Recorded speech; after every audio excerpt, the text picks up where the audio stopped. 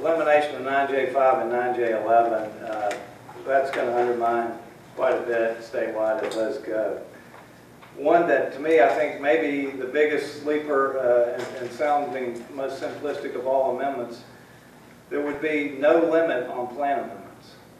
Can you imagine every county commission meeting, every city council meeting, somebody can show up and ask for a plan amendment? How elected officials, how staff, how the public could possibly keep up with continuous plan amendments and really expect that you've got any sort of comprehensive plan is totally just unimaginable. I mentioned the bars or bans on supermajority votes or referendum votes, the permit extensions, the DCA case reassessment. So that's not very promising. Our sense is that the votes are there to pass this in some form. The bills are different. The House bill is actually worse, if that's possible. There's an outline of the House bill, and I've got the Senate bill outlined for you as well. I'll take a minute or two at the end, and we can go back in for some more detail if you like. In the midst of all of this, though, is what's going to happen to DCA as a state agency, and that's up in the air as well. The governor originally suggested pretty much eliminating the agency and taking about 10 positions and moving it over to the Department of Environmental Protection. That was when the session started. What's still possible, it looks like, is a different approach. This was associated with the budget that the Senate has come up with. That budget bill calls for the creation of a new entity inside the governor's office called Jobs Florida. And that would be the economic development agency for the state, controlled by the governor. DCA, or what's left of it, would be blended into that, as would the workforce housing group, the housing community development people from DCA, and the Office of Trade, Tourism and Economic Development. We'll see if that's what happens.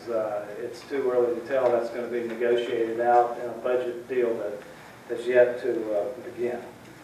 There are several other growth management bills, but I'm not going to go into those because either they're all contained in the thing I just read or they're in separate pieces. And the way this typically works, the individual bills get combined at the end into a single piece of legislation. But let me tell you about a couple of the environmental bills. Our friends at Audubon had put these together, or the summaries for us. And the bill numbers I'm not going to get into, but those are on the sheets up here if you want to see those. I think you've probably heard about the numeric nutrient water quality standards. This was a bill that pretty much said, the hell with EPA, the state of Florida is not going to enforce any of these standards. That part has pretty much been eliminated out of this bill, but there's still some problems with how the waters of the state are being classified. I know a lot of the Everglades advocates are worried that it's a blueprint for adding more pollution to the Everglades. There's a bill to exempt agricultural operations from wetland protection. This is when Mr. Hayes actually called to my attention when he was in Tallahassee. But what it does is allow an ag operation to alter wetlands without having to do the ERP, the State Environmental Resource Permit, as long as it's related to farming operation.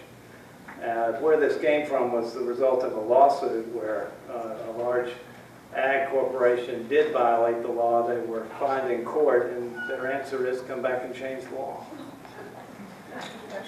Yeah. A fertilizer bill. I'm sure you've heard about this. This started off as a preemption of all local controls anywhere in the state that have stricter standards than the state does as far as regulating fertilizer runoff. That too has been fixed for the time being. It's not totally resolved at this point because we never know session, hence what may change, but been definite progress on that. Maybe one of the worst bills up there that has everybody nervous because it's so legalistic and arcane, most people aren't going to pay any attention to it. House Bill 991, it's called regulatory reform.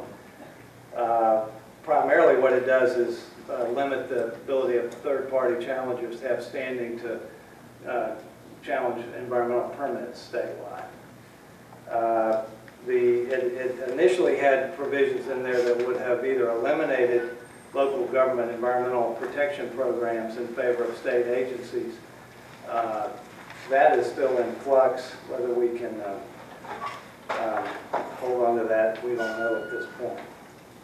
Septic tanks. There was a bill passed last year that recognized what septic tanks do as far as contributing to nitrogen and phosphorus to groundwater, which is a problem statewide for primarily most of our springs. The bill would have required what we thought were reasonable controls for inspections every 5 years and set standards for replacements. The outcry was that it was too expensive for people to do it. This bill would eliminate that requirement outright. Another septic tank bill tries to focus more on the evaluation of the systems themselves. I think the dilemma has been that most people that do use septic tanks, they're operating properly, they can do a decent job, but they fail long before something backs up into your shower or your kitchen sink, and that's what these were designed to get at.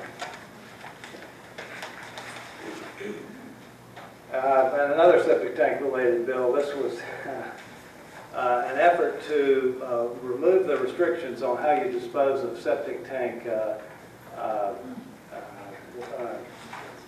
residuals, I guess we'll call it. Depending on where that stuff goes, I mean, you're potentially loading directly into our groundwater systems more nitrogen and phosphorus. The bill was initially meant to remove all the limitations, and Audubon is doing a good job of minimizing that damage, but that's not over yet either.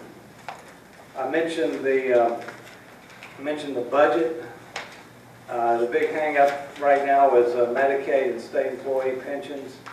There's about I think about $1 billion difference between the Senate and the House. They will start their negotiations April 25th. But that's where we'll get into things like Everglades funding. Right now, the House has $26 million authorized, and the Senate only has $2.1 million in the budget. No indications yet of what kind of movement we may or may not see there. Related to all of that, though, is something that the governor's office has been pushing, and that was a budget limitation on water management districts. The governor has the authority to veto water management district budgets or do line item vetoes. He was calling for a 25% reduction of all property tax associated with water management districts statewide. For the South Florida Water Management District here, that would mean about $120 million per year cut, if that stands. And the governor just this week said that he will veto the entire budget if he doesn't see corporate tax cuts as part of it. And currently neither the House nor the Senate have any of that in there. Florida Forever is a program I think hopefully most of you know about it. Had been the biggest in the nation for the last 20 years, $300 million a year for land acquisition programs statewide as well as help for local governments. $0 in the House budget. The Senate had an interesting approach. They authorized $308 million of new acquisitions with one caveat, and that is that if you sell other conservation or other lands the state owns, you can take that money and spend up to $308 million of it on land acquisition. That's a one-year program, and I think it's made the conservation groups nervous about the idea that the state would not fund directly the purchase of new lands. It would rely on sales of land that's already owned. Let me just end with some of the very same things that Maggie said.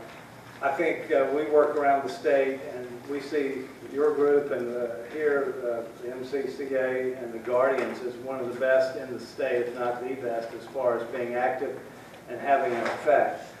The kind of changes that I went through on almost all these issues put a premium on citizens, more so than ever. And it's going to be following up with elected officials in particular, whether it's using any of the suggestions Maggie made, email, phone calls. That cannot be emphasized enough. I think the conservation groups, they know where we stand, and we sort of get brushed off at this point.